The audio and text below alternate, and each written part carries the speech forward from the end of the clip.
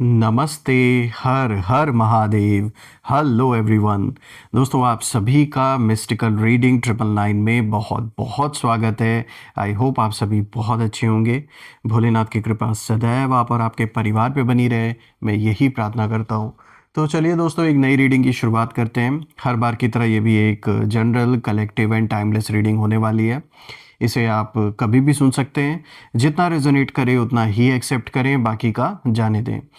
तो चलिए इस रीडिंग की शुरुआत करते हैं। लेट्स सी कि आज एंजल्स आपको इन कार्ड्स के थ्रू क्या कुछ मैसेजेस या गाइडेंस देने वाले हैं। और उससे पहले एक हीलिंग आप सभी लोगों के लिए।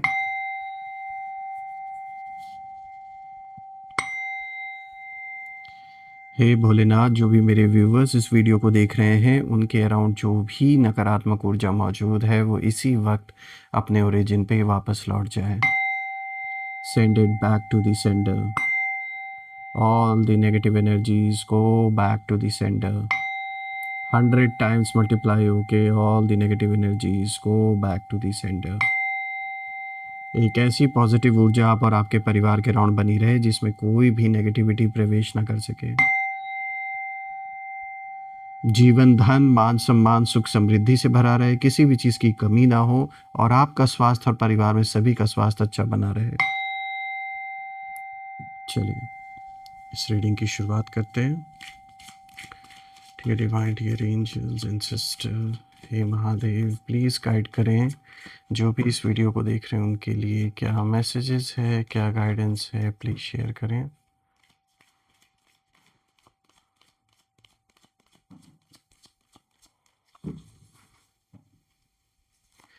सबसे पहला कार्ड यहाँ पर आया है दोस्तों, 6 of water. Just give me one moment. Second card of the day is night of earth. Third card of the day is Ace of Fire. Fourth card of the day is 7 of Air. थोड़ा सा मैं cards को adjust कर देता हूँ ताकि आपको properly हर एक कार्ड विजिबल हो। I hope it's clear enough now. तो चलिए दोस्तों, इस कॉम्बिनेशन को डिकोड करने की कोशिश करते हैं। Let's find out. तो शुरू करते हैं दोस्तों। आज का सबसे पहला कार्ड यहाँ पर आया है 6 ऑफ वाटर का। दोस्तों, ये कार्ड कहीं ना कहीं पास्ट मेमोरीज प्लस जो इमोशनल पुल है उसको दिखाता है। देखिए, ये जो सबसे पहला कार्ड आया है ये साफ इशारा दे रहा है कि कोई पर्सन ऐसा ज़रूर है जो आपके बारे में इस समय बहुत ज़्यादा सोच रहा है या सोच रही हैं। उनका मन बार बार पीछे जा रहा है और ये ज़रूरी नहीं कि ये आपके कोई लव्ड वंस ही हों, बल्कि ये आपके एनिमीज़ भी हो सकते हैं, क्योंकि शायद कुछ ऐसा मामला फंस गया है आपसे टक्कर लेकर कि अब कोई अगर याद आ रहा है तो वो सिर्फ आप हैं, लेकिन रास्ता कुछ नहीं मिल रहा है इन्हें। जहाँ तक मैं आपकी एनर्जी देख पा रहा हूँ तो आपकी एनर्जी मुझे यहाँ यही इशारा दे रही है कि कहीं ना कहीं जिन यादों में पहले आप फंसे रहते थे, यानी कोई ऐसा तकलीफ़, ऐसा दुख आपने बीते दिनों में बहुत ही स्ट्रांग रहा होगा जो आपने फील किया किसी अपने के लिए, या फिर आपको खुद को ऐसा हर्ट हुए हैं आप कि कहीं ना कहीं उस चीज़ से निकलने में आपको थोड़ा वक्त लगा होगा। और हो सकता है आप में से कुछ लोग के लिए ये एक ऐसा धोखा रहा हो किसी का कि जो आपने आपके लिए मतलब बिल्कुल अनएक्सपेक्टेड रहा होगा। कभी आपने सोचा ही नहीं होगा कि ये हमारे इतने करीब होकर हमारे साथ ऐसा करेंगे। ये कोई भी हो सकते हैं, घर परिवार का कोई सदस्य हो सकता है, कोई आसपास का जानने वाला हो सकता है जिसे काफ़ी साल से आप जानते थे, वो आपको काफ़ी साल से जानते थे। तो यहाँ जैसे किसी ने आपके ट्रस्ट को तोड़ा है और आपने उस दुख को झेला है बीते हुए कुछ दिनों में, महीनों में। आप में से कुछ लोग के लिए साल भी हो सकते हैं। साफ दिख रहा है कि अब लेकिन आप उस चीज़ से आगे निकल आ चुके हैं, क्योंकि अब आपको असली रूप दिख चुका है ऐसे लोगों का। और कहीं ना कहीं आपके जीवन में अब उन लोगों के लिए कोई भी जो पहले एक अटैचमेंट जो था, या जो आप सोच रहे थे कि चलो कोई नहीं, जो हो गया वो सो हो गया, लेकिन अब ऐसा नहीं है, क्योंकि शायद इन्होंने ऐसी लिमिट क्रॉस कर दी, ऐसी लाइन क्रॉस कर दी है कि माफ़ कर पाना आपके लिए बहुत मुश्किल है। देखिए, I can see that they are remembering you. आपकी काइंडनेस, आपकी जो प्योरिटी है वो जो समय था जब आपने बहुत कुछ इनके लिए किया था, ये सब कुछ सोच रहे हैं। ये जो भी इंसान है, ये अपने लालच में आकर कहीं ना कहीं आपसे इन्होंने अपना संबंध खराब कर लिया। लेकिन अब जब अपने खुद के जीवन में ये चैलेंजेस फेस कर रहे हैं, तो ये कहीं ना कहीं आपके उसी रूप को याद कर रहे हैं जब आप कभी इनकी बहुत हेल्प किया करते थे, इनके लिए हमेशा खड़े रहते थे।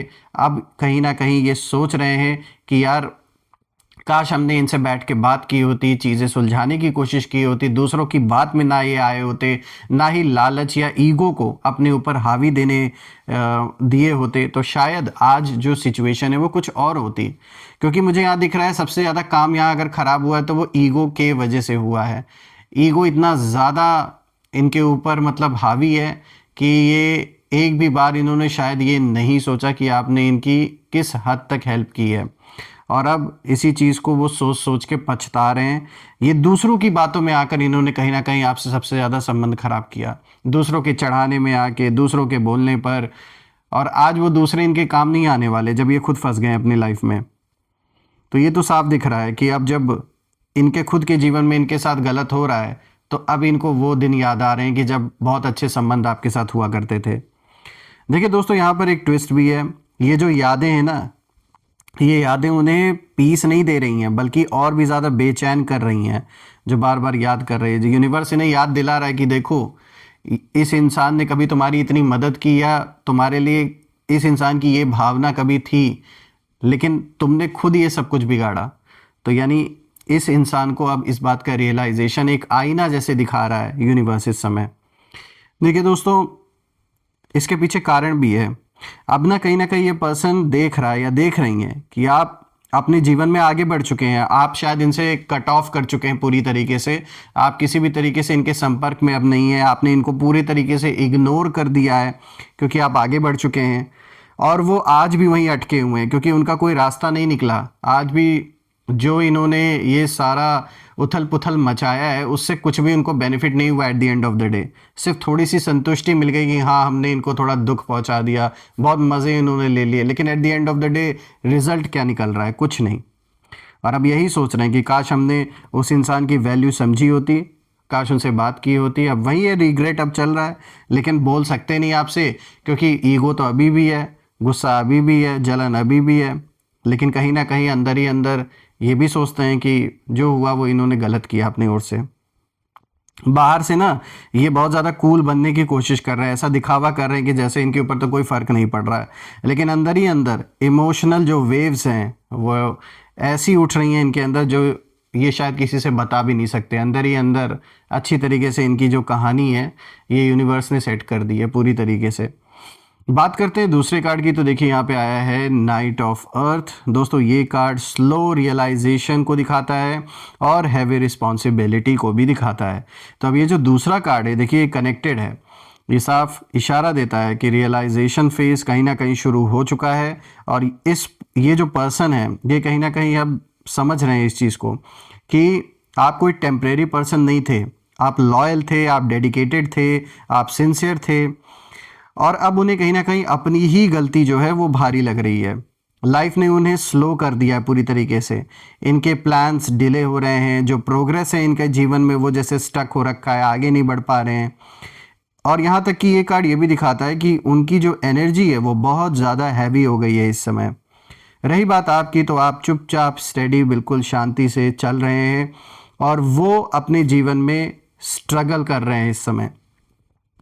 देखिए, अब उन्हें कहीं ना कहीं समझ आ रहा है कि आप जैसी ग्राउंडिंग एनर्जी बार बार नहीं मिलती है। यानी आप जैसा इंसान जिसकी एनर्जी इतनी मतलब एक कहते हैं ना कि जो एक आपका स्वभाव है, दिखावा नहीं है आपके अंदर, आप डाउन टू अर्थ जिसे हम कहते हैं, वैसा इंसान मिलना अब इनको जीवन में पॉसिबल नहीं है। इसीलिए जितने भी अब इनके अराउंड लोग हैं वो इन्हीं के तरह लालची हैं, और अब इन्हें रियलाइज़ हो रहा है कि आपका नेचर कितना अलग था इन लोगों से, और आपके जैसा इंसान दोबारा मिल पाना जीवन में मुश्किल है। चाहे आप इनके पार्टनर रहे हो, चाहे आप इनके कोई पड़ोसी रहे हो, या फिर कोई दोस्त रहे हो, बिजनेस पार्टनर रहे हो, को वर्कर रहे हो, कोई भी हो सकते हैं।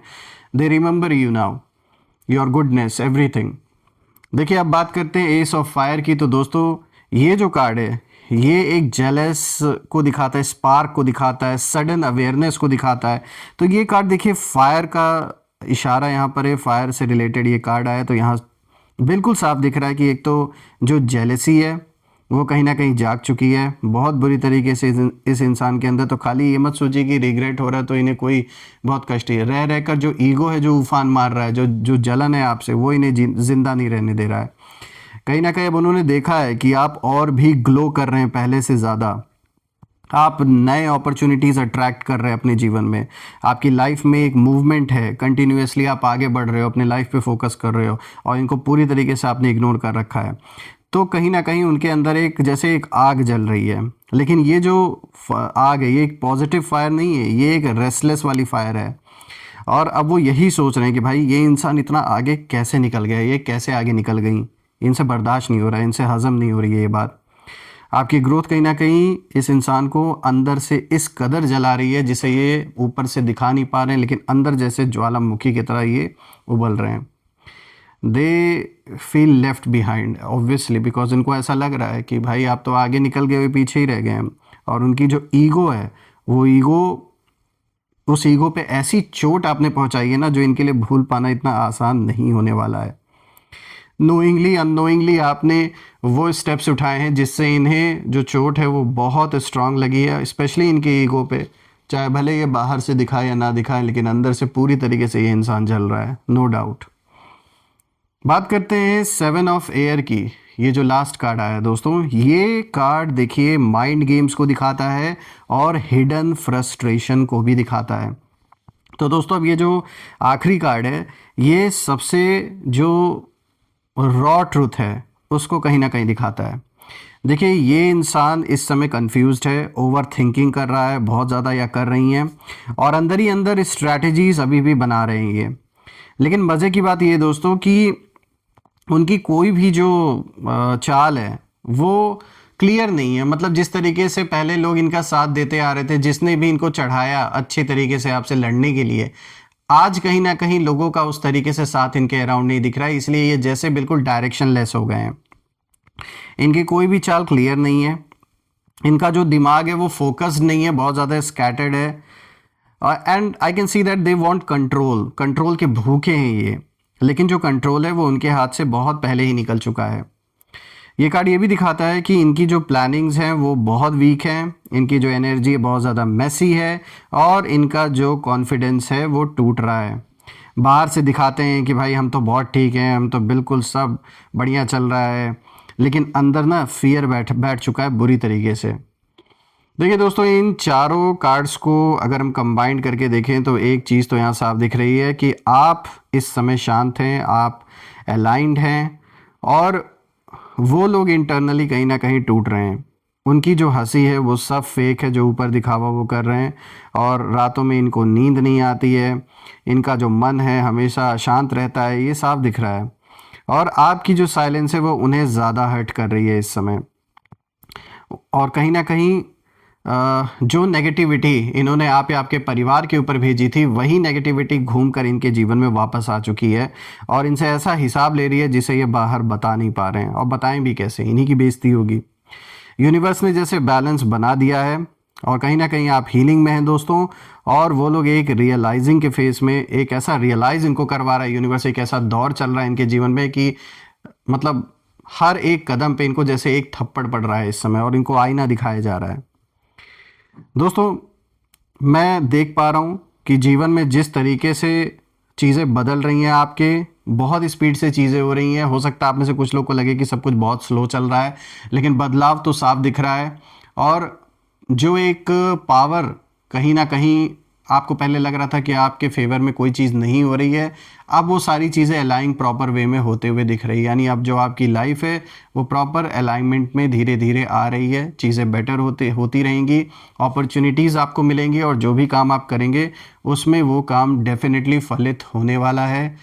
जो पैसा अभी तक रुक नहीं रहा था, आप कोशिश कर रहे थे सेव करने की, लेकिन इधर उधर के खर्चे, या आप में से कुछ लोग के लिए अगर कोई कोर्ट कचहरी का मैटर चल रहा है तो वकीलों की फ़ीस, इधर उधर के खर्चे बहुत हो रहे थे, लेकिन अब साफ दिख रहा है कि आप पैसे को बचा भी पाएंगे, इन्वेस्ट भी कर पाएंगे, और यही पैसा एक ऐसा स्ट्रॉन्ग फाउंडेशन आपके लिए तैयार करेगा जो फ्यूचर में आगे चल के आपके बहुत बड़ा काम आने वाला है।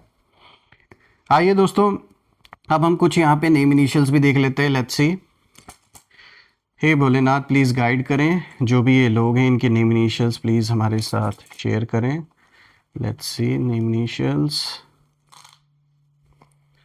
चलिए नेम इनिशियल्स देखते हैं। So SAO, then we have T, then we have G, इसके बाद यहाँ पे K,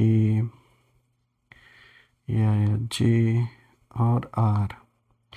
दोस्तों यहाँ पे जो नेम इनिशियल्स आए हैं, these name initials are SAOTGKJR। आप कमेंट में ज़रूर लिखिएगा कि क्या ये नेम इनिशियल्स इनके नाम के साथ मैच हो रहे हैं या नहीं, और हम फिर से एक नई वीडियो में दोबारा मिलेंगे। तब तक अपना और अपने परिवार का ध्यान रखें। हर हर महादेव। जय माँ काली, जय भोलेनाथ, जय माँ कामाख्या देवी की जय।